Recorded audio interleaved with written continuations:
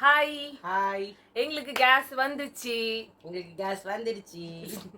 ஆக்சுவலா வந்து நாங்க ஆல்ரெடி சொல்லியிருந்தோம். எங்களுக்கு வந்து சப்போஸ் எல்பிஜி எங்களுக்கு வந்து டெலிவரி ஆயிடுச்சுன்னா உங்களுக்கு சொல்றோம். எப்படி பண்ணோம், என்ன எது அப்படின்றதெல்லாம் சொல்லிடுறோம்னு.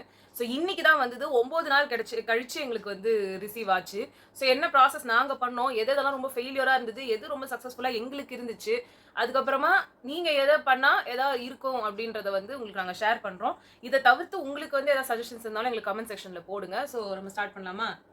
ஆக்சுவலாக பார்த்தீங்கன்னா எங்களுக்கு வந்துட்டு கரெக்டாக இந்த இது பிரச்சனை வந்ததுக்கப்புறம் எங்களுக்கே ஒரு டவுட் இருந்துகிட்டே இருந்தது. அது உங்ககிட்டயே ஷேர் பண்ணியிருந்தோம் நாங்கள். ஒரு ரீகேப் கொடுத்துடலாம். நான் ஆல்ரெடி வந்து இந்த மாதிரி எல்பிஜி வந்து தட்டுப்பாடு இருக்கு, பிரச்சனை போயிட்டு இருக்குன்னு சொல்லிட்டு இருக்கும்போது நம்மளும் வாங்கி வச்சிடலாம், அப்புறமா இன்னும் கிடைக்காம போயிட போகுது அப்படின்னு யோசிச்சு நாங்க வந்து இது புக் பண்ணலான்னு பிளான் பண்ணும்போதே என்னமோ சொல்லி வச்ச மாதிரி ஃபார்ச்சுனேட்லி ஒரு அன்ஃபார்ச்சுனேட்லி எங்களோட எல்பிஜி தீர்ந்து போச்சு. ஆக்சுவலாக என்ன எதனால நாங்கள் புக் பண்ணுறதுக்கு ஓகேன்னு நினச்சோன்னா, போனால் போயிட்டு போகுது, மிஞ்சி போனால் இன்னும் ஒரு 1 வீக் வருமா, அந்த 1 வீக் ஏன்னா எங்களுக்கு ஆக்சுவலாக யூஸ்வலாக 45 to 47 days இவ்வளோ தான் எங்களுக்கு இது வரைக்கும் வந்துருக்குது. இந்த வாட்டி பார்த்தா அது பாட்டு வந்துக்கிட்டே இருக்குது. ஸோ இனிமேல் வந்தாலும் ஒரு வாரத்துக்கு கேஸ் இருக்குமா, இருந்தால் இருந்துட்டு போகுது. இருந்தாலும் ஒரு மாதத்துக்கு ஒரு இன்னொரு சிலிண்டரே நம்ம கையில் வந்துடுது இல்லை, அது இந்த மாதிரி டைமில் அப்படின்னு சொல்லிட்டு பயந்து போய் அன்னைக்கு தான் புக் பண்ணலான்னு ஒரு மனசு இது தேத்திக்கிட்டு பண்ணுற போது கரெக்டாக தீர்ந்துருச்சு. ஆமாம், ரொம்ப சாட்டிஸ்ஃபேக்ஷனாக இருந்தது. சரின்னு சொல்லிட்டு பரவாயில்ல தீர்ந்துருச்சு, நம்ம புக் பண்ணலாம் அப்படின்னு சொல்லிட்டு புக் பண்ணால் எந்த நம்பரும் ஒர்க் பண்ணலங்க. ஒர்க் பண்ணலன்றதை விட இது வந்து நாட் எக்ஸிஸ்டட், இப்படி ஒரு இதுவே கிடையாது, நீங்க யாருன்னு எனக்கு தெரியாது அப்படின்ற மாதிரி வர ஆரம்பிச்சிருச்சு. இன்னும் சொல்ல போனா இன்னுமே நியூஸ் சேனல்ஸ்ல இந்த ஆல் இந்தியன் கேஸா இருக்கட்டும் இல்ல வேற ஏதாவது ஒரு பாரத் கேஸ்ல அங்க இருக்கிற ரெப்ரசன்டேட்டிவ்ஸ்லாம் உங்களுக்கு வாட்ஸ்அப் நம்பர் இருக்கு, அது நிறைய பேருக்கு தெரியல, நீங்க அதுல வந்து மெசேஜ் பண்ணாலே போதும், அதுவே நாங்க எல்லாத்தையுமே ட்ரை பண்ணோம். அதான் நாங்க சொல்ல வரோம். நாங்க அதுக்கு வந்து நீங்க போன வீடியோல பாத்தீங்கன்னா நாங்க அதை வந்து லைவாவே காமிச்சிருப்போம். இங்கிலீஷ் தட்டி இங்கிலீஷ்ல வந்து அது எந்த ரெஸ்பான்ஸும் கொடுக்காம அப்படி வந்து நீங்க தப்பா சூஸ் பண்ணிருக்கீங்க. அதாவது ரெஸ்பான்ஸ் கூட நீங்க தப்பான ஆப்ஷன், அது கொடுக்கறதே 2 ஆப்ஷன் தான், இங்கிலீஷா இந்தியான்னு. இங்கிலீஷ் தட்டா நீங்க தப்பான ரெஸ்பான்ஸ் சூஸ் பண்ணீங்கன்னு சொல்றது என்ன இதுன்னு தெரியல. ஹிந்தி தட்டினாதான் ஏதோ ஆன்சராவது வந்துச்சு. அது வந்துட்டு எனக்கு ஏதோ உங்களுக்கு ஏதோ ப்ராப்ளம் இருக்குன்னு நினைக்கிறேன், என்ன பண்றதுன்னு தெரியல. அப்படியே ஹிந்தியில நான் தட்டின உடனே என்ன ஆயிடுச்சு, ஒண்ணுமே இல்லை, சரின்னு விட்டுட்டோம். அப்புறமா பார்த்தோன்னா கிட்டத்தட்ட ஒரு 2-3 மணி நேரம் கழிச்சு அங்க வந்துட்டு நீங்க ஆப்ஷன் சூஸ் பண்ணுங்க அப்படின்னு சொல்லி வந்தது, மெனு மாதிரி. சரி நான் அதை தட்டினு எனக்கு ஹிந்தி சரியா ப்ராப்பரா படிக்க கூட தெரியாது. சரி எனக்கு தெரிஞ்ச ஹிந்தியில நான் படிக்கும்போது எல்பிஜி அதான் ரீஃபில் புக்கிங் அப்படின்னு ஒன்று வந்தது. சரி அதை வச்சு நான் அதை தட்டினோன்னா அப்பயும் எந்த ரெஸ்பான்ஸும் இல்லை, ஒண்ணுமே இல்ல. எந்த இதுவும் சரி ரீஃபில் அப்படின்னு சொல்லி அனுப்புங்க. காலையில எல்லாம் ரீஃபில்னு இந்த நம்பருக்கு ஏதோ ஒரு நம்பர் சொல்லியிருந்தாங்க, அந்த நம்பருக்கு நீங்க அனுப்புனீங்கன்னா ரெஸ்பான்ஸ் இருக்காது. ஈவினிங் வந்து 6 மணில இருந்து காலையில 6 மணிக்குள்ள பண்ணுங்க. அது ஒரு கேஸ் புக்கிங் கம்பெனி வச்சிருக்கவங்க சொன்னாங்க, யாரும் பேனிக் ஆகாதீங்க, நான் சொல்றபடி செய்யுங்க, கேஸ்லாம் நிறைய இருக்கு. என்ன பிரச்சனைனா எல்லாரும் அட் டைம்ல நீங்க புக் பண்றதுனால அது கிராஷ் ஆயிடுது அந்த சர்வர், அவ்வளவுதான் பிரச்சனை, ஒண்ணுமே இல்லை அப்படின்ற மாதிரி சொல்லிட்டாங்க. சரின்னு சொல்லிட்டு நம்மளும் சரி அதை தான் நம்புறோம் அப்படின்னு நாங்க அந்த வீடியோல லைவாவே நாங்க அதை பண்ணி காமிச்சோம். மறுபடியும் நீங்க ரீஃபில் என்ன அழுத்துனீங்கனாலும் எந்த ரெஸ்பான்ஸுமே இல்ல. அந்த லேடியும் அதான் சொன்னாங்க, நீங்க ராத்திரி 7 o'clock இருந்து விடிகாத்தால 7 o'clock பண்ணீங்கன்னா நாங்க தான் பண்ணோமே, எங்களுக்கு தான் ஒண்ணுமே இல்லை, 3 நாளா பண்றோம், அதுக்கப்புறம் எதுவுமே கிடையாது. இந்தியன் ஆயில் ஆப் வழியா நீங்க போய் பண்ணீங்கன்னா வந்து ஆச்சு. சில பேர் ஆயிருக்குன்னு சொல்லியிருக்காங்க, பட் எங்களுக்கு அதுவும் சக்சஸ்ஃபுல்லா இல்ல. இந்தியன் ஆயில் ஆப்ல போயிட்டு இந்த எங்களோட நம்பர் எந்த நம்பர் வந்து கேஸ் புக்கிங் நம்பரோ அந்த நம்பரை போட்டா லாகினே பண்ண முடியல. ப்ளீஸ் சூஸ் கரெக்ட் நம்பர், நீங்க வந்து பண்றதே தப்பான நம்பர். அதே மாதிரி நமக்கு கன்சியூமர் நம்பர்னு 16 டிஜிட்ஸ் கொடுத்துருப்பாங்க, அவன் வந்து 12 டிஜிட்ஸ் நம்பர் போடுங்க, 12 டிஜிட்ஸ் நம்பர் போடுங்க அப்படின்றாங்க. அந்த 12 டிஜிட் நம்பர் எதுனே தெரியல. அவங்க கீழே ஒரு இது மாதிரி நமக்கு எப்படி பண்ணணுங்கிறதுக்காக போட்டிருந்தாங்க. அதில் கஸ்டமர் நம்பர்னு போட்டு 12 நம்பர்ஸ் காட்டுது, பட் நம்மளுக்கு கஸ்டமர் நம்பர்ன்றது 16 டிஜிட்ஸ். நான் சரி அந்த ஃபர்ஸ்ட் 4 டிஜிட்ஸை தள்ளிட்டு மீதியெல்லாம் பண்ணேன், அப்பயும் வரல. சரி ஃபர்ஸ்ட் 4 டிஜிட்ஸை வச்சு லாஸ்ட் 4 டிஜிட்ஸை தள்ளிட்டு பண்ணி பார்த்தேன், அப்பயும் வரல. இந்த 12 டிஜிட் நம்பர் என்னதுதான் தெரியல. சரி இதெல்லாம் விடுங்க, ஃபோன் நம்பர் நம்ம மொபைல் நம்பர் கேட்குது, பாஸ்வேர்டு கேட்குது, நம்மளுக்கு புதுசா அது நாங்க எதுவுமே பண்ணதில்லை. சோ ரெஜிஸ்டர் பண்றதுக்கு நம்ம நம்பரை போட்டு பண்ணாலும் அதையும் அக்செப்ட் பண்ணி நம்பரே எக்ஸிஸ்ட் இல்ல, எங்களோட கனெக்ஷன்ல இந்த நம்பரே கிடையாதுன்றாங்க. எப்படி எனக்கு புரியல. அந்த நம்பர்ல தான் புக் பண்றோம், அந்த நம்பர்ல தான் நமக்கு மெசேஜஸ் வருது, அப்ப ஏன் வரலன்ற எதுக்கு வரலன்றதே நமக்கு போட்டு குழப்பறாங்க. சோ இந்தியன் ஆயில் ரொம்ப அன்சக்சஸ்ஃபுல்லா இருந்துச்சு. எங்களை பொறுத்த மட்டும் மத்தவங்களுக்கு எப்படியோ தெரியல, எங்களை பொறுத்த மட்டும் உங்களுக்கு மேபி அக்கவுண்ட் ஆல்ரெடி இருந்து நீங்க பண்ணி பண்றீங்கன்னா ஓகே, எங்களுக்குலாம் ரெஜிஸ்டரே ஆகல. அதுக்கப்புறமா நாங்க வந்த சொல்யூஷன் தான் இதான் இருக்கிறதுலே கடைசி. எங்களோட கமெண்ட் செக்ஷன்ல கூட யாரும் வந்து எல்லாருமே வந்து அந்த இந்தியன் ஆயில் ஆப் தான் வந்து சொல்லியிருந்தாங்க. பட் நிறைய பேர் வந்து ரெஜிஸ்டர் பண்ணி வச்சிருப்பீங்க போல இருக்கு. நாங்க இல்லன்றப்போ எங்களால அது எதுவும் பண்ண முடியல. சரி ஆல்ரெடி ரெஜிஸ்டர் ஆயிடுச்சு போல இருக்கு நம்ம நம்பர்னு லாகின்க்கு நம்ம வந்து கொடுத்து ஃபர்காட் பாஸ்வேர்ட்லாம் போட்டு அப்படியே நீங்க வந்து ரெஜிஸ்டரே பண்ணது நம்பரே இல்லைன்னு வந்து ஸோ எதுவுமே எங்களுக்கு ஒர்க் அவுட் ஆகல. அப்புறமா நாங்க வந்து பண்ணதுதான் வந்து நாங்க 2 ஆப்ஷன் ஆக்சுவலா அங்க காமிச்சது. ஒன்னு ஃபோன்பே இல்லனா பேடிஎம் அந்த மாதிரி வழிக்கு போங்க, இல்லனா பிம் யூபிஐ. நமக்கு தெரியும் பிஹெச்ஐஎம் அந்த பாரத் இன்டர்ஃபேஸ் அப்படின்ற அந்த இது நம்ம யூஸ்வலாவே நமக்கு யூபிஐனும் இருக்கும், பிம் யூபிஐக்கும் ரெண்டுத்துக்குமே நம்ம வந்து பாஸ்வேர்டும் போட்டிருப்போம். அதுக்கு வந்து அதுக்கு ஒரு நம்பரும் நம்ம பின் நம்பரும் யூஸ் பண்ணியிருப்போம். அதுல தான் போய் நான் பண்ணேன். எனக்கு ரொம்ப ஈஸியா இருந்தது. இவ்வளோ ஈஸியா இது புக் பண்றதுங்கிற மாதிரி இருந்தது. இது எனக்கு ஒருத்தவங்க சஜஸ்ட் பண்ணாங்க, ஒரு ஃப்ரெண்டு. அவங்க அப்போ சொன்ன உடனே சொல்லும்போது கூட நான் நம்பலைங்க சத்தியமா. அவங்க சொன்னாங்க எங்களுக்கு பண்ண நெக்ஸ்ட் டேவே வந்துச்சுன்னாங்க. அது உலகமாக எனக்கு ஆச்சரியம். இவங்க உண்மையை தான் சொல்றாங்களா பொய்யா சொல்றாங்களான்னு எனக்கு தெரியும். நான் சொன்னேன் எப்போ பண்ணீங்கன்னா இப்போ 3 days பேக் அப்படின்ட்டு அவங்க மெசேஜஸ்லாம் அனுப்பிச்சாங்க எனக்கு. அப்போ என்னால் நம்பவே முடியல. பட் என்ன பிரச்சனைனா அவங்க கோயம்புத்தூர்ல இருக்காங்க, நாங்க நம்ம இருக்கிறது சென்னை. ஒருவேளை அங்க ஈஸியா கிடைக்குதோ அப்படின்னு 1008 பிரச்சனை. அங்கேயும் ஒரு சில பேர்கிட்ட கேட்டா எல்லாரும் எங்களுக்குலாம் ஒர்க் ஆகல, உங்களுக்கு மட்டும் எப்படி ஒர்க் ஆச்சுன்னு அவங்க கேட்குறாங்க. இது என்னடா பிரச்சனை, சரி பண்ணி தான் பார்ப்போம்னு சொல்லிட்டு அந்த பிம் யூபிஐ ஆப்பை ஓப்பன் பண்ணோம். ஓப்பன் பண்ண உடனே நம்ம ப்ளே ஸ்டோர்லேயே இருக்காது, அதை நீங்கள் ஆப்பை டவுன்லோட் பண்ணிக்கோங்க. பண்ணிவிட்டு அதுக்கப்புறமா அதில் வந்துட்டு ஒரு கேஸ் புக்கிங் எல்லாமே நிறைய இருக்குது. டிக்கெட்ஸ் புக் பண்ணலாம், நீங்கள் ஏதாவது ஃபங்க்ஷன்ஸ் இருந்ததுன்னா, அதாவது இந்த மாதிரி இந்த ஏஆர்ஆர் அவரோட கான்சர்ட் எதுக்கு வேணால் நீங்கள் புக் பண்ணலாம். சாதாரணமா சினிமா டிக்கெட்ஸ் புக் பண்ணலாம், அதுக்கப்புறம் பஸ் டிக்கெட் புக் பண்ணலாம், எல்லாமே பண்ணலாம். எல்லாமே இருக்குது. அது மாதிரி அதுல நாங்க வந்து போட்டப்போ உடனே வந்து புக் ஆயிடுச்சு. உடனேனா அப்பவே இதுல என்ன ஜோக்குனா கேஸ் புக்கிங்னு போட்டுட்டு அதுலயும் இதே மாதிரி ஃபோன் நம்பர் கேட்டுச்சு. நான் நினைச்சேன் ஃபோன் நம்பர் அனுப்பிச்சோம் நமக்கு ஒண்ணுமே ரெஸ்பான்ஸ் இருக்காது, ஏற்கனவே இந்தியன் ஆயில் ஆப்ல இருக்காது. சரி இதுல வருதோ வரலையோன்னு சொல்லிட்டு நான் அதுல ஆக்சுவலா என்ன கேட்டிருக்காங்கன்னா மொபைல் நம்பர் கேட்டிருக்காங்க, உங்க கன்சியூமர் நம்பர் கேட்டிருக்காங்க, உங்க அட்ரஸ் கேட்டிருக்காங்க, எல்லாமே வந்தது. எனக்கு இதுல டவுட் வந்துருச்சு. எனக்கு மறுபடியும் கன்சியூமர் நம்பர் எனக்கு தெரியாது. ஸோ என்ன பண்ணிட்டேன், நான் ஃபோன் நம்பரை போட்டுட்டு ஓகே அப்படின்னு கொடுத்த உடனே என்ன ஆச்சரியம்னா எங்களோட பழைய கோட் நம்பர், இப்பத்தி நம்பரு, அப்பத்தி கன்சூமர் நம்பர், அந்த 16 நம்பர் எல்லா டீடைல்ஸும் வந்து எங்களோட அட்ரஸாவே வந்துருச்சு. எல்லாமே அதுலயே ரெஜிஸ்டர் ஆயிருக்கு. இதுல ஆயிருக்குன்னா இந்தியன் ஆயில் ஆப்ல ஏன் ஆகல எங்களுக்கு அது தெரியல. சோ இதுல நாங்க போட்டுட்டதுக்கு அப்புறமா புக் பண்ணணும்னு கேஸ் புக்கிங்க்கு வந்து போட்டு பண்ணா கேஸ் புக் ஆயிடுச்சு, நீங்க போய் பே பண்ணுங்கன்னு வந்து பே பண்ணுங்க வரும்போது கூட நாங்க நம்பல.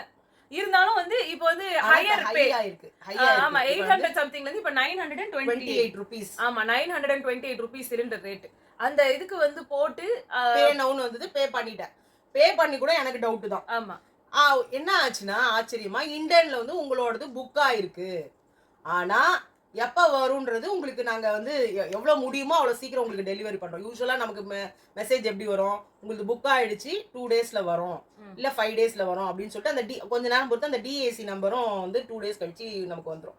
இதில் பார்த்தீங்கன்னா எதுவுமே இல்லை, ஜஸ்ட் உங்களுக்கு புக் ஆயிடுச்சு, நாங்கள் எவ்வளோ சீக்கிரம் முடியுமோ உங்களுக்கு நாங்கள் எங்களுக்கு வந்து என்ன வந்து this is your confirmation receive for the online payment of rupees 928 against the order number blah blah blah for consumer number இதுன்னு சொல்லி எங்களுக்கு இந்தியன்ல இருந்து மெசேஜ் வந்துருச்சு.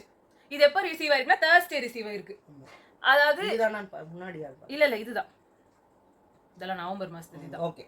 சோ அதனால நம்ம எவ்வளவு பே பண்ணிருக்கோம், நம்மளுக்கு வந்து அந்த ஆர்டர் நம்பர் வந்துருச்சு. யூசுவலா ஆர்டர் நம்பர் வரும் இல்லைங்களா, அது மாதிரி ஆர்டர் நம்பர் வந்துருச்சு. நம்மளோட கன்சியூமர் நம்பர் போட்டே வந்தது. காரணமா அந்த நம்பர் மட்டும் மாச்சு. ஸோ எங்களுக்கு இந்த மெசேஜ் வந்து ரிசீவ் ஆச்சு. ஸோ அதுக்கப்புறமா என்ன ஆயிடுச்சு, அப்புறமா எந்த டேட்டும் சொல்ல இல்லையா. இது தேர்ஸ்டேனா நாங்கள் வீடியோ அன்னைக்கு தான் வந்து போட்டோம். அன்னைக்கு நைட்டே தான் நாங்கள் இதை பண்ணோம். நைட் வந்து 12:21 நாங்கள் வெட்னஸ்டே வந்து பண்ணது, அதை நைட்டுன்றதுனால அடுத்த நாள் கணக்கு. எங்களுக்கு என்னன்னா இது உண்மையிலேயே ஒர்க் ஆச்சுன்னா அதை நம்ம சொல்லுவோம். ஆமா அப்படின்ற மாதிரி நாங்களும் வந்து ரிசீவ் ஆயிட்ட அப்புறமா சொல்லுவோம், யாருக்கும் வந்து ஃபால்ஸ் கொடுக்க கூடாது. சோ Thursday அது வந்துட்டதுக்கு அப்புறமா Saturday இன்னொன்னு வந்துச்சு, திருப்பி இன்வாய்ஸ் ஜெனரேட் ஆயிருக்கு. எங்களுக்கு டெலிவரிக்கான அந்த கோடும் அனுப்பிட்டாங்க, அந்த டிஏசி நம்பர் ஒன்று வரும் இல்லையா, ஸோ அது வந்து கொடுத்துட்டாங்க. இன்வாய்ஸ் வந்து நீங்க டவுன்லோட் பண்ணிக்கலாம்னு சொல்லி அதுவும் எங்களுக்கு Saturday வந்துச்சு. அவங்கயும் வந்து எப்போ வந்து வரும்ன்றதெல்லாம் மென்ஷன் பண்ணல. அப்புறம் வந்து நாங்க வந்து என்ன பண்ணோம், என்னடா இது எல்லாருக்கும் திருப்பி வருது இன்னும் வரவே இல்லையே.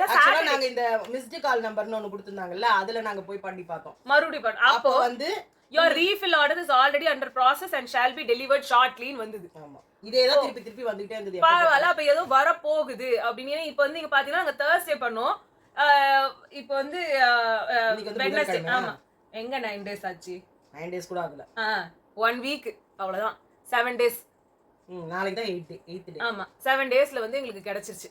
சோ இதுல வந்து ஆனா எனக்கு சொன்னோம் எப்படி சொன்னாங்கன்னா நெக்ஸ்ட் டேவே கிடைச்சிருந்தாங்க பாருங்க.